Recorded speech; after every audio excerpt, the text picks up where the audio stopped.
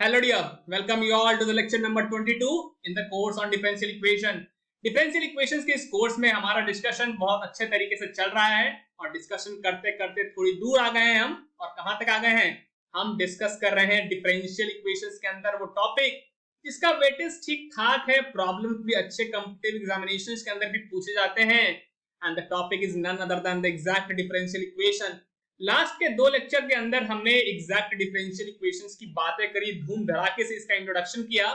हमने सीखा लास्ट के दो लेक्चर के अंदर कि कैसे पता करते हैं कि गिवन डिफरेंशियल इक्वेशन एग्जैक्ट है या फिर डिफरेंशियल इक्वेशन एग्जैक्ट नहीं है। चेक कैसे करते हैं कि गिवन डिफरेंशियल इक्वेशन जो दिया है वो एग्जैक्ट डिफरेंशियल इक्वेशन है भी या फिर नहीं है। इन बातों के ऊपर हमने लास्ट के दो लेक्चर डिवोट किए केवल इस चीज को जानने के लिए कि कैसे चेक करें कि हमारा गिवन डिफरेंशियल इक्वेशन एग्जैक्ट है नहीं। आज हम डिस्कस करने वाले हैं कि अगर डिफरेंशियल इक्वेशन एग्जैक्ट है तो उसको सॉल्व कैसे करें। अरे भाई याद है हमारा सीक्वेंस अभी तक का? हमने शुरुआत में सीखा था वेरिएबल से प्रेयर फॉर्म दिखता कैसा है, फिर डिस्कस किया कि उसको सॉल्व कैसे करते हैं, फिर हमने डिस्कस किया होमोजेनस डिफरेंशियल इक्वेशन दिखता कैसा है, फिर हमने उसको सॉल्व करने का तरीका सीखा, फिर हमने सीखा लीनियर डिफरेंशियल इक्वेशन कैसा दिखता है, फिर उसके सॉल्यूशन की बात करी, फिर हमने सीखा कि बर्नौलीज डिफरेंशियल इक्वेशन कैसा दिखता है और उसको कैसे सॉल्व करते हैं उसका डिस्कशन किया ना। तो उसी तरह से लास्ट के जो दो लेक्चर में हमने ये सीखा कि गिवन डिफरेंशियल इक्वेशन एग्जैक्ट है या नहीं, ये पता कैसे करते हैं। तो आज के और आने वाले 1-2-3 लेक्चर्स के अंदर हम डिस्कस कर रहे होंगे about method to solve the exact differential equation. बहुत ही सरल सा मेथड है जी, बहुत सिंपल मेथड है। आप सब इसको एक बार में सीख जाएंगे। एक ही चीज चाहिए केवल कि 2 मिनट का कंसंट्रेशन जो है अपना दे दो, यहाँ पे फोकस दे दो। आपको कहीं और कोई चीज देखने की जरूरत नहीं पड़ेगी, आप आसानी से एग्जैक्ट डिफरेंशियल इक्वेशन के प्रॉब्लम जो है वो कर पा रहे हो। तो सबसे पहले before we actually start the actual method है ना, वो तो सिंपली 2 लाइन में खत्म हो जाएगा। मैं आपको लास्ट लेक्चर के थ्रू जो है वो रिलेट करते हुए जाता हूँ, ठीक है। तो लास्ट के 2 लेक्चर में हमने क्या पढ़ा था आपके साथ? हमने आपके साथ डिस्कशन करा था कि अगर हमारा differential equation m dx plus n dy equal to 0 का फॉर्म का है तो ये एग्जैक्ट होगा, है ना। ये given differential equation exact differential होगा अगर del m upon del y is equal to del n upon del x हो जाए। मतलब m का पार्शियल डेरिवेटिव अगर y के रिस्पेक्ट में इक्वल हो जाए n का partial derivative with respect to x, तो हम बोलते थे कि गिवन डिफरेंशियल इक्वेशन जो है हमारा एग्जैक्ट होगा। और अगर ऐसा नहीं हुआ, मतलब del m upon del y की वैल्यू अगर बराबर नहीं हुई del n upon del x के, तो हम बोलते हैं कि अपना given differential equation exact differential equation नहीं है, राइट। तो आज का जो हमारा डिस्कशन है इस बात पे है कि अगर एग्जैक्ट है ना, मतलब हमने del m upon del y calculate किया, हमने del n upon del x calculate किया, दोनों को चेक किया तो पता चला कि दोनों बराबर आए। तो इसका मतलब हमें पता चल गया है कि अब एग्जैक्ट है, राइट। अब हम सीखने वाले हैं कि अगर एग्जैक्ट है तो सॉल्व कैसे करेंगे। तो ध्यान रखना, एक सिंपल सा लाइन लिख रहा हूं, इसको एकदम गांठ बांध के जो है वो हाथ है ना, हाथ पैर दोनों बांध के चलना इसके साथ। इसी लाइन के थ्रू हम सारा प्रॉब्लम जो है वो सॉल्व कर रहे होंगे। तो अगर आपका कोई एग्जैक्ट डिफरेंशियल इक्वेशन है तो उस एग्जैक्ट डिफरेंशियल इक्वेशन का जो सोल्यूशन होगा वो हम कैसे निकालेंगे भाई। उस एग्जैक्ट डिफरेंशियल इक्वेशन का सॉल्यूशन हम निकाल रहे होंगे बाय यूजिंग दिस पर्टिकुलर, है ना, this particular sequence. Integration of m dx plus integration of terms independent of x in n times of dy and here y is equal to constant is equal to something। ये क्या लिख दिया, ये integration of m dx plus integration of terms independent of x in y dy equal to c। ये क्या लिख दिया, समझाता हूं सर। अगर आपने एग्जैक्ट डिफरेंशियल इक्वेशन कैलकुलेट किया है तो इतना तो पता चल ही गया होगा आपको कि m क्या होता है। dx से जुड़ा वाला जो फंक्शन है x और y के टर्म्स में वो है अपना m, dy के साथ जो जुड़ा हुआ अपना फंक्शन है x और y का उसको कहा था हमने n।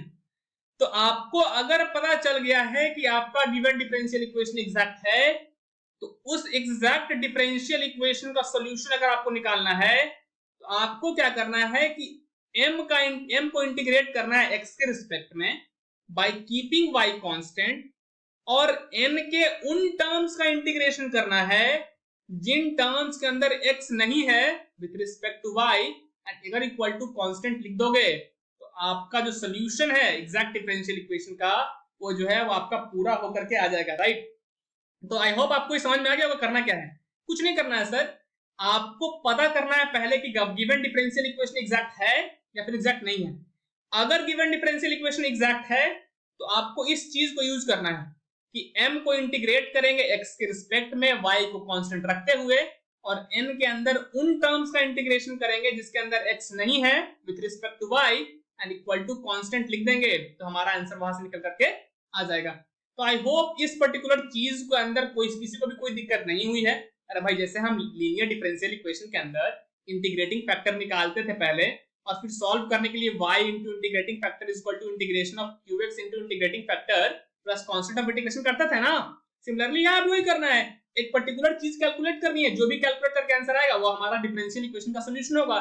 पहले चेक करो कि गिवन डिफरेंशियल इक्वेशन एग्जैक्ट है या फिर एग्जैक्ट नहीं है।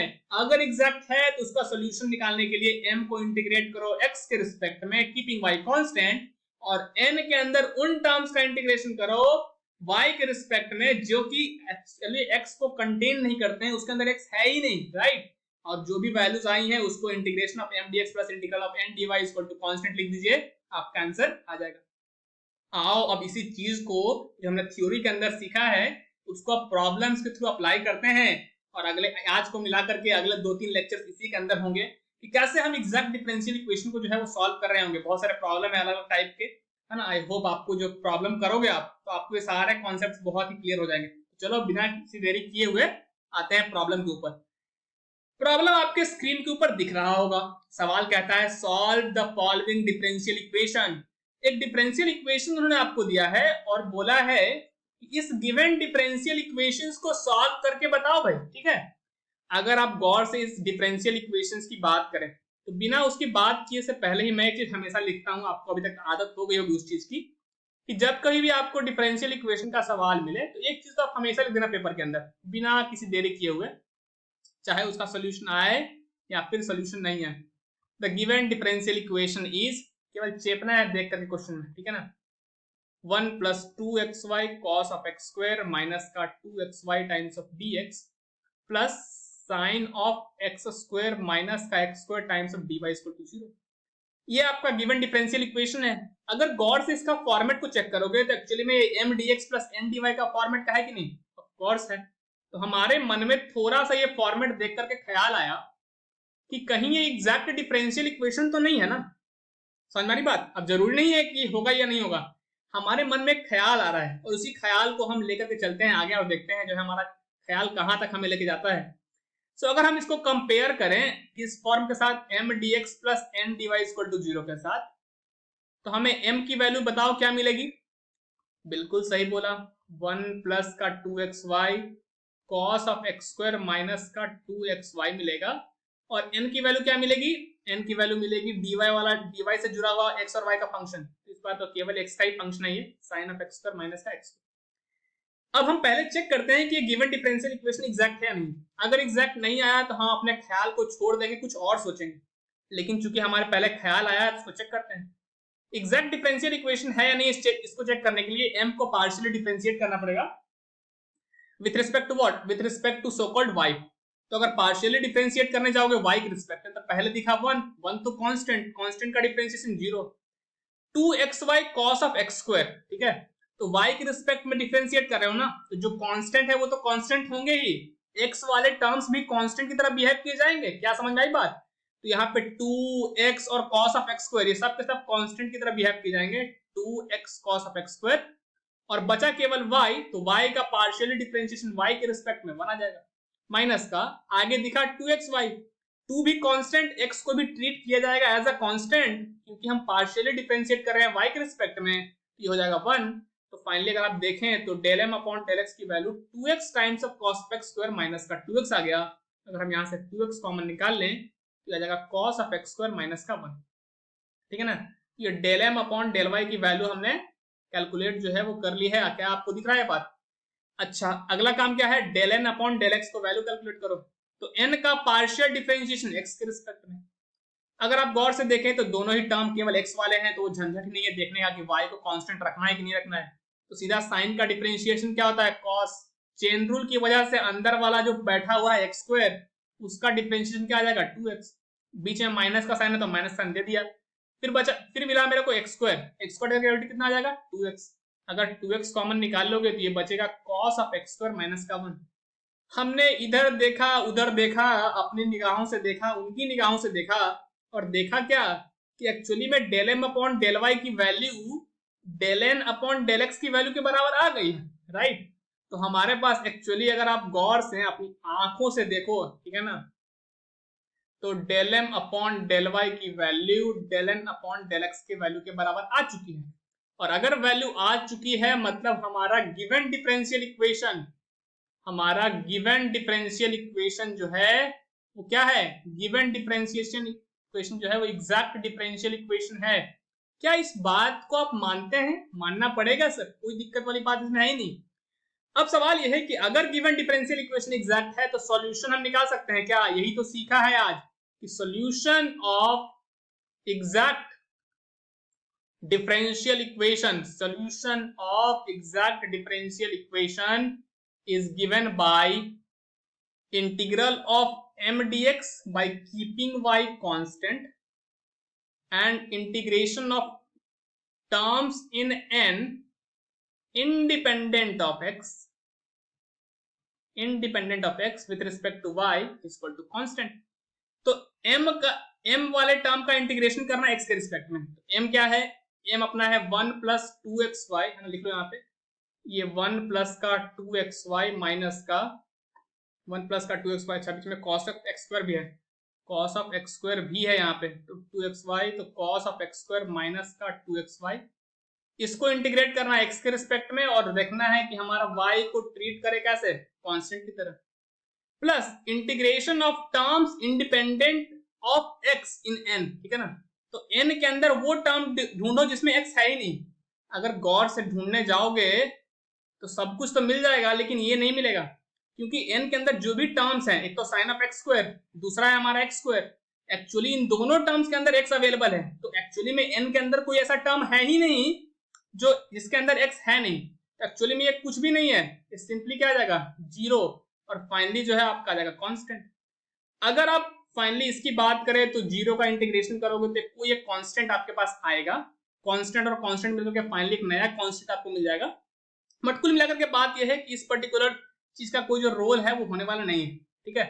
अच्छा, अब हम अगर इसको इंटीग्रेट करें, इस पूरे एक्सप्रेशन को x के रिस्पेक्ट में, y को कांस्टेंट मानना है, ठीक है, तो पहले दिखा 1, तो 1 का इंटीग्रेशन क्या रखना है x, आगे देखा तो y को कांस्टेंट मानना है, तो हमने 2y को बाहर निकाल लिया, और ये हो जाएगा x का cos of x square, x का cos of x square minus का क्या आ जाएगा, माइनस का अगर हम आगे देखें तो हमें 2xy दिखा, है ना, ये x के रिस्पेक्ट में इंटीग्रेट करना है, तो 2xy में हमने y को कांस्टेंट अगर मानोगे तो 2y को बाहर निकाल लिया, और ये हो जाएगा x dx, और राइट साइड में कोई कांस्टेंट k क्यों माना, क्योंकि ये c है तो इसका भी वैल्यू कुछ कांस्टेंट मान लो c1 आया होगा, जो कि फाइनली कैंसिल होकर के c माइनस c1 की वैल्यू जो है वो k के बराबर आ गई होगी।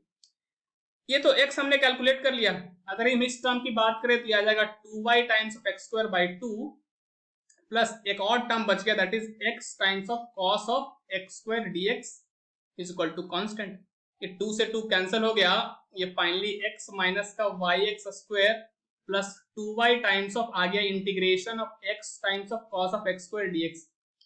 आपको मैं अभी एक होमवर्क दे रहा हूं, और आपका होमवर्क ये है कि आप इस इंटीग्रल को कैलकुलेट करके आएंगे, calculate the integration of x times of cos of x square dx।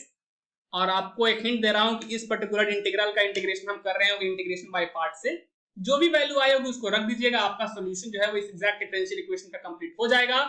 So I hope हमने जो आज का लेक्चर डिस्कस किया कि कैसे एग्जैक्ट डिफरेंशियल इक्वेशंस को सॉल्व करते हैं आपको समझ में आ गया होगा। ऐसे ही कुछ अच्छे लेक्चर्स के लिए इंतजार करें थोड़ा, आगे भी ऐसे लेक्चर्स आते रहेंगे। So that's all for this particular video. See you all in the next one. Till then, keep learning and stay happy. अपने टाइम को अच्छे से यूटिलाइज किया करें। Alright, टाटा, बाय बाय।